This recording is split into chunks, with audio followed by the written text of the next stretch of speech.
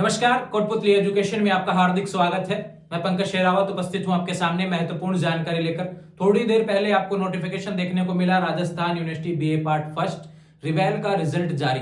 काफी सवाल चल रहे थे रिवेल के रिजल्ट कब आएंगे। जैसे जैसे रिजल्ट आते हैं तो अगले रिजल्ट का इंतजार का सवाल निकल के आ जाता है तुरंत ही। और बीए पार्ट सेकंड का थोड़े दिनों में देखने को मिला। अभी तुरंत ही यहाँ पर बीए पार्ट फर्स्ट का रिवेल का रिजल्ट भी जारी हो गया है। सभी सवालों के जवाब यहाँ पर मिल चुके हैं। रिवेल का रिजल्ट कब तक आएगा, लेकिन अब रिवेल के रिजल्ट में बहुत सी चीजें देखने को मिल रही हैं। उससे रिलेटेड आपको मैं यहाँ पे सारी चीजें समझाने वाला हूँ। बीए पार्ट फर्स्ट के रिजल्ट में पास है तो किस हिसाब से है, फेल है तो क्या करना है, सारी चीजें सवाल लिखे हुए हैं, देख लीजिए आप। पास, बैक, फेल, इन सभी के बारे में बात करेंगे। ईएफपीएस का मतलब क्या है, पीओएसओ का मतलब क्या है, इसके बारे में हम बात करेंगे।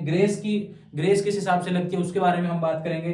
फेल हो गए अब क्या करना है, इसके बारे में भी हम बात करेंगे। सुबह ही नॉन कॉलेज का एक वीडियो डाला हुआ है, उसमें भी कुछ जानकारी आपको दी है। अगर फेल हुए हैं तो ध्यान रखें, वो वीडियो भी जरूर देख लेंगे अगर नॉन कॉलेज विद्यार्थी आप हैं तो ध्यान रहे। बात करते हैं Rajasthan university BA part first reval के रिजल्ट आने के बाद में जो सवाल निकल के आते हैं उन सभी के बारे में। आपको बता दिया हूं, लिंक आपको अवेलेबल है, डिस्क्रिप्शन में अवेलेबल मिल जाएगा भैया लिंक, है ना। पास की बात करते हैं। जिसके भी PASS लिखा आया है वह है पास, ध्यान रखें, ठीक है। सबसे इंपॉर्टेंट बात है, जिसके PASS लिखा है वह पास है, यानी कि उसका कोई पेपर ड्यू नहीं है और वह अगली क्लास में जा चुका है। ध्यान रखें, सेकेंड ईयर में जा चुका है। ये बीए पार्ट फर्स्ट रिवेल रिजल्ट की बात हो रही है, ठीक है। दूसरा बात करते हैं, बैक है तो क्या लिखा आएगा। बैक है तो क्या लिखा आएगा, दो वर्ड आपको देखने को मिल रहे हैं। अगर EFPS लिखा है तो ध्यान रखना कोई ना कोई पेपर ड्यू रह गया है, ध्यान रखना। POS से लिखा आया है तो ध्यान रखना कोई ना कोई पेपर ड्यू रह गया है। ये ड्यू वाले सब्जेक्ट, ये ड्यू जो वर्ड देखने को मिल रहे हैं ये ड्यू के साइन है, ध्यान रखें, यानी कि कोई ना कोई पेपर बैक रहा है, ड्यू रहा है, ध्यान रखें।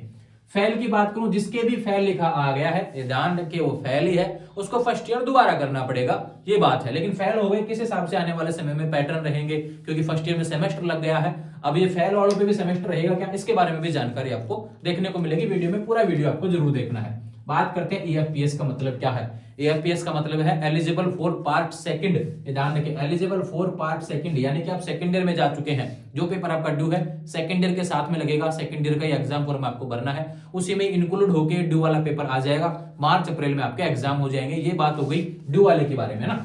अब बात करते हैं POSO, ड्यू कैसे है इसके बारे में बात कर लेता हूं। पहले में ध्यान रखें, कंपलसरी पेपर में आपको क्या नंबर चाहिए होते हैं, कंप्यूटर में 22 नंबर चाहिए होते हैं पास के लिए, ध्यान रखें। प्रैक्टिकल हटा के बात कर रहा हूं भैया, ध्यान रखना है ना। और बाकी जो हिंदी, इंग्लिश हुआ, एनवायरमेंट, उसमें 36 नंबर चाहिए। जिसके भी 36 नंबर आ रहा है वो पास है, ध्यान रखें। ये सबसे इंपॉर्टेंट बात है। अगर किसी के ग्रेस लगा हुआ है तो ध्यान रखें, उसमें पास लिखा हुआ है फिर भी 36 नंबर वहां पे नहीं आ रहे, फिर भी पास लिखा हुआ है तो ध्यान रखना ग्रेस लग चुका है, ध्यान रखें। वो ऑनलाइन जो रिजल्ट देखने को मिल रहा है उसमें देखने को नहीं मिलेगा, लेकिन जब मार्कशीट आएगी आपके कॉलेज में उसमें जी लिखा हुआ देखने को मिल जाएगा। वो ग्रेस से रिलेटेड बात हो गई है ना। तो POS यहाँ पे बात कर रहे थे। EFPS में किस हिसाब से आपका नंबर मार्किंग क्या है वो बहुत बार आपको समझा चुका हूँ। एग्जाम से पहले भी आपको वीडियो डाल के बताए थे पासिंग मार्क्स क्या होने वाला है।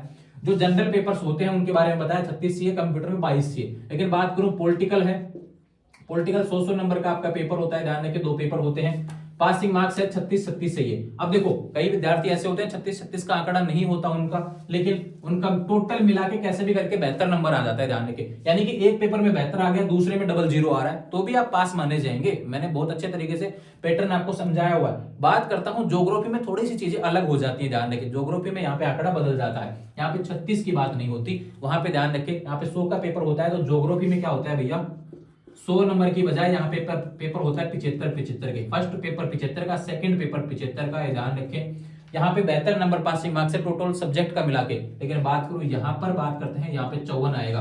अब यहाँ पे 36-36 का आंकड़ा था, यहाँ पे आंकड़ा जो आता है 27-27 का है, ये दोनों मिला के 54 होना चाहिए। अब ध्यान रखें 54 कैसे, दोनों में मिला के कैसे भी 54 आना चाहिए। एक में 0 आ रहा हो, एक में 2 आ रहा हो, एक में क्या नाम है 52 नंबर आ रहे हो, पास है भैया, 54 आना चाहिए। प्रैक्टिकल नंबर हटा के कैसे भी आए कोई दिक्कत नहीं। एक में 0 आ रहा है, दूसरे में 54 आ रहे हैं, 75 में से पास माने जाएंगे। ज्योग्राफी आपका सब्जेक्ट पास है, ध्यान रखें, ये इंपॉर्टेंट बात है। फेल की बात कर लेते हैं। फेल किस हिसाब से, काफी विद्यार्थियों को फेल का गेम समझ में नहीं आया होगा। यानी कि अब कहेंगे कि एक सवाल यहाँ पे निकल के आता है कि अलग अलग सब्जेक्ट में हम ड्यू रख सकते हैं क्या, तो आपको चीजें क्लियर कर देता हूं। कंपलसरी के ध्यान रखें, कंपलसरी के आप चारों सब्जेक्ट ड्यू रख सकते हैं, साथ में ऑप्शनल एक ही सब्जेक्ट ड्यू रख सकते हैं, ध्यान रखें। लेकिन ऐसा बिल्कुल भी नहीं होगा कि ऑप्शनल भी ड्यू रह जाए और आपके पॉलिटिकल और ज्योग्राफी हो, पॉलिटिकल और हिस्ट्री हो, ध्यान रखें, यानी 2 अलग अलग ऑप्शनल सब्जेक्ट आपके ड्यू रह जाए, ऐसा पॉसिबल नहीं है, ध्यान रखें, फिर फेल ही होंगे भैया। या फिर बात करूं ऑप्शनल क्लियर हो आपके, मतलब कि ये बात हो गई आपके यहाँ पे कंपलसरी पेपर की, कंपलसरी पेपर क्लियर हो जाए। ऑप्शनल पेपर की बात करें, मान लो पॉलिटिकल है, डू रह गया, ज्योग्राफी डू रह गया, तो फेल होंगे भैया। या फिर बात करूं मान लो किसी के पास 3 सब्जेक्ट हैं, पॉलिटिकल, हिस्ट्री, हिंदी, तो अब ऐसा हो सकता है कि हिस्ट्री पास हो गया, ज्योग्राफी पास हो गया, पॉलिटिकल का कोई ड्यू रह गया, एक सब्जेक्ट के दोनों पेपर आप ड्यू रख सकते हैं, एक भी ड्यू रख सकते हैं, 2 भी ड्यू रख सकते हैं, ध्यान के लिए एक सब्जेक्ट का होना चाहिए, तो आपके लिखा आ जाएगा ईएफपीएस। और पीओएसओ कब लिखा आता है, जब आपके कंपलसरी पेपर ड्यू हो। ये ध्यान रखो, इसका मतलब क्या है, पास इन ऑप्शनल सब्जेक्ट ओनली, यानी कि आप पॉलिटिकल, हिस्ट्री, हिंदी, ज्योग्राफी जो भी सब्जेक्ट आपके थे उनमें पास हो चुके हैं, लेकिन आपके जो हिंदी, जो कंप्यूटर है, जनरल इंग्लिश वाला है, एनवायरमेंटल स्टडीज है, यहाँ कहीं ना कहीं ड्यू रह गया कोई पेपर, तो आपको देखने को मिलेगा पास इन ऑप्शनल सब्जेक्ट। ये ध्यान रखें, ऐसा वर्ड देखने को मिलेगा। इसका मतलब ये है कि आप सेकंड ईयर में जा चुके हैं, जो फर्स्ट ईयर का ड्यू है वो सेकंड ईयर के साथ में लगने वाला है, फौरन सेकंड ईयर का ही भरा जाएगा, ध्यान रखें, उसी में वो ऐड होकर आ जाएगा, और साथ में आपका ध्यान रखें प्रवेश पत्र जो सेकंड ईयर का आएगा उसी में वो ड्यू वाला पेपर भी देखने को मिल जाएगा। ठीक है, बहुत अच्छे से समझाया हुआ है।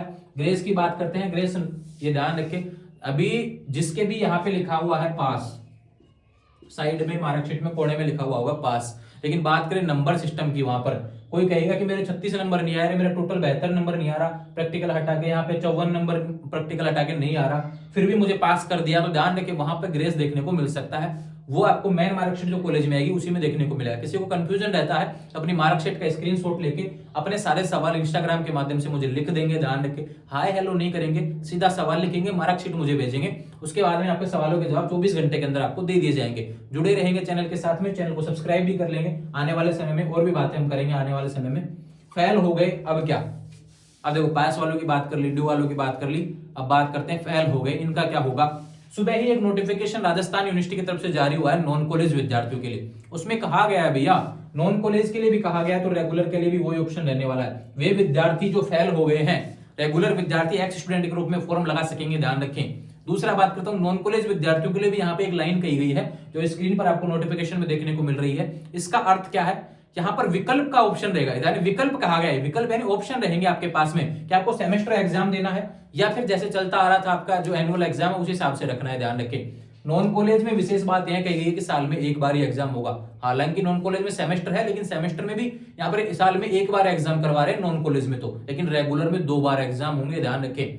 रेगुलर विद्यार्थी कोई है फर्स्ट ईयर का तो उसके तो 2 बार एग्जाम होंगे, ध्यान रखें, अगर कहीं रेगुलर एडमिशन वो लेता है तो ये चीजें कंफर्म हो चुकी हैं आपकी एग्जाम से रिलेटेड। अब आपके कहेंगे कि फॉरम कब तक आएंगे, थोड़े दिनों में, दिसंबर के शुरुआत में या कहूं नवंबर के एंड में, बिल्कुल कभी भी आपका फॉरम का नोटिफिकेशन देखने को मिल सकता है। अभी राजस्थान यूनिवर्सिटी के रेगुलर विद्यार्थियों के मिड टर्म एग्जाम होने वाले हैं, रेगुलर विद्यार्थियों के मिड टर्म होंगे, आपका उसमें मिड टर्म से कोई लेना देना नहीं है। जो फेल हो चुके हैं या फिर फर्स्ट ईयर में पास होकर सेकंड ईयर में जा चुके हैं, आपका कोई मतलब नहीं है मिड टर्म एग्जाम को लेकर, कहीं भी टेंशन नहीं करनी है। बहुत से सवाल देखने को मिलते हैं, फर्स्ट ईयर से पास होने वाले विद्यार्थी भी सवाल करते रहते हैं कि मिड टर्म एग्जाम कब तक होगा, तो ऐसे सवाल नहीं करेंगे। ऑलरेडी मैंने मिड टर्म एग्जाम को लेकर काफी वीडियो डाले हुए हैं, उसमें क्लासेस के बारे में बताया। केवल फर्स्ट ईयर का रेगुलर एडमिशन जिसका इस साल है उसी के लगेगा मिड टर्म, बाकी किसी के नहीं लगेगा। तो ध्यान रहे, आने वाले समय में राजस्थान यूनिवर्सिटी से रिलेटेड जो भी अपडेट होंगी चैनल के माध्यम से मिलती रहेंगी। जुड़े रहेंगे चैनल के साथ, चैनल को सब्सक्राइब करें, और हमारे जो सोशल मीडिया लिंक्स हैं, टेलीग्राम चैनल हुआ, व्हाट्सएप चैनल हुआ, इंस्टाग्राम लिंक हुआ, इन सभी का लिंक डिस्क्रिप्शन में दिया हुआ है, वहां से जुड़ जाएंगे। Thank you.